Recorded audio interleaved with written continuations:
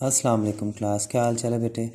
अच्छा बेटा, आज जो हमारा टॉपिक है वो चलता है मार्केट टर्म के ऊपर। ठीक है, तो मार्केट टर्म्स हैं। अब मेरे पास जो बुक है ना उसमें तो मैं उसके हिसाब से ही चलूँगा। तो मार्केट टर्म्स में सबसे पहले आ जाता है डेफिनेशन। मार्केट कहता है market mean a place where commodity and a group of competing buyers and sellers are busy in their business activities. A place where things, products, items, goods are sold and purchased. तो बिल्कुल आपके समझने वाली बात है, ये खुद ही कर लीजिएगा। फिर आ जाता है बुल। अच्छा, याद ये जहाँ से मर्जी कर लेना, ठीक है। यहाँ से अच्छी लगे यहाँ से कर लो, या आपके पास जो बुक है वहीं से भी कर लेना। A bull is a speculator who buys the goods और securities at low price within the intention of making heavy profit by selling them at high price. Simple, एक ही लाइन में इसका फैसला। तो कहता है बुल क्या होता है। बुल जनाब मार्केट का एक दिग्गज आदमी होता है, यानी बड़ा हैवी। बड़े बड़े ये ना स्टॉक एक्सचेंज में बड़ी बड़ी बलाएँ बैठी हुई हैं, जिनको 10-10 दिन पहले पता चल जाता है कि फ़लानी चीज़ की प्राइस गिरने वाली है और फ़लानी चीज़ की चढ़ने वाली है। ठीक है, तो बुल वही होता है कि जो लो प्राइजेस पर चीज़ें उठा लेता है और फिर जब प्राइजेस हाई होती हैं तो फिर उनको बेचना शुरू कर देता है और बड़े बड़े प्रॉफिट होते हैं जनाबे वाला। ठीक है, बाकी आपने तफसील खुद ही पढ़नी है।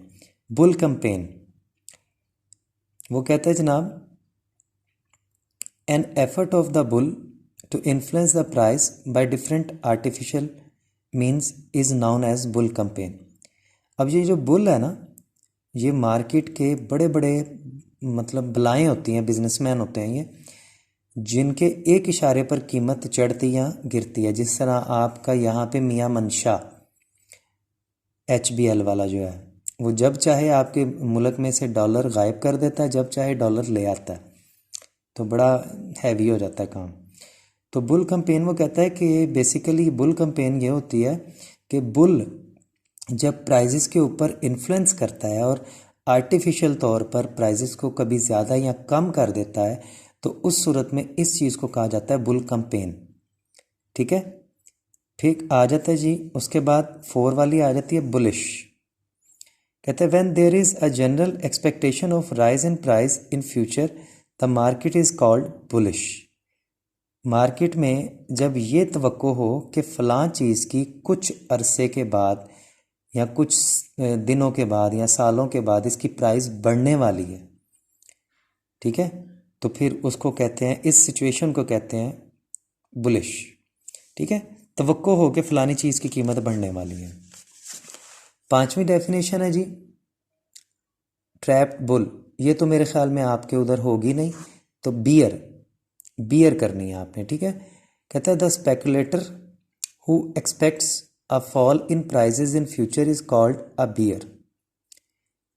ठीक है जी, he sells his stock at present when the prices are higher and buys at cheaper rates in future.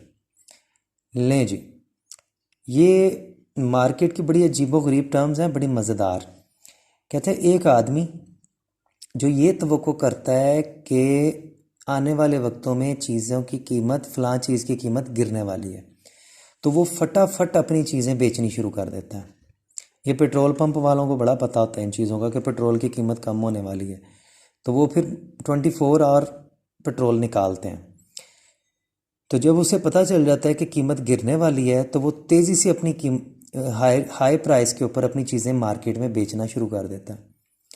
और जब वो बेच लेता है, आम बेचारे जो छोटे मोटे ताजर हैं उनको पता ही नहीं होता, वो महंगी कीमत पर सामान उठा लेते हैं, एकदम चीज़ों की कीमत गिर जाती है, तो वो बेचारे फंस जाते हैं कि अब हम बेचें क्यों, क्योंकि अगर उन्होंने एक चीज़ 100 रुपये की ख़रीदी है और वो 80 की बेचनी पड़ जाए तो वो तो नुकसान में है। तो इस सूरत में जो बियर वो आदमी होता है ना, जिसने हाई प्राइजेस पर, जिसको पहले ही पता था कि कीमतें गिरनी है, तो वो पहले ही 100 रुपये की चीज़ें बेच छोड़ता है और उसके बाद उन्हीं लोगों से 80 रुपये की दोबारा ख़रीद लेता है। तो ये भी सिचुएशन मार्केट में होती है बेटे।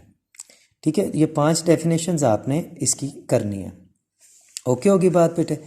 तो ये रोज़ाना की 5-5 करके आपने लगे रहना। ये जब कंप्लीट हो जाएंगी तो इंशाल्लाह ताला फिर मैं बुला लूँगा आप लोगों को, बुलाना मैंने चंद दिनों तक, तो फिर मैं इधर ही आपके टेस्ट लिया करूँगा और ये चीज़ें मैं दोबारा नहीं करवाऊँगा। मैं फिर बता रहा हूँ, मैं दोबारा नहीं करवाऊँगा। अच्छा, अब ईओपी का बेटा मुझे एग्जैक्ट याद नहीं था कि हम क्या कर रहे हैं, गालिबा हम इंडस्ट्री कर रहे थे।